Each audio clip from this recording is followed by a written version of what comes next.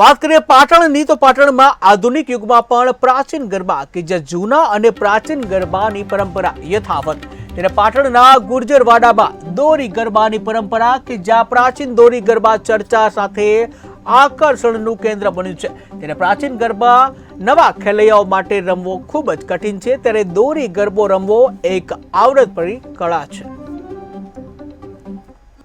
ગુજરવાડામાં પ્રાચીન ગરબા હજુ સુધી રમાય છે અને વર્ષોથી અમારા વડવા આ દોરી ગરબા રમાડતા હતા અને આજ પણ રમાય છે। દરેક મહેલાઓમાં દરેક જગ્યાએ રમાતા હતા પણ અત્યારે દરેક મોહલ્લામાં બંધ થઈ ગયા, પણ અમે હજી સુધી આ પરંપરા જાળવી રાખી છે। આપણું ગુજરાતનું ઘરેણું કહેવાય।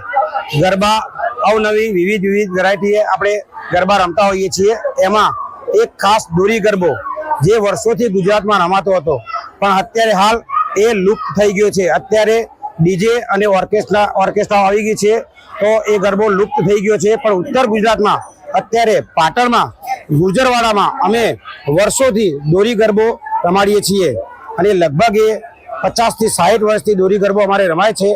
અમે અમારા મોહલ્લામાં પણ ડીજે ગરબા રમાડી છે, પણ જ્યારે દોરી ગરબો રમવાનો હોય એ 2 દિવસ અમે નરઘા મંજીરા અને તાલે જ અમે દોરી ગરબો રમાડીએ છીએ।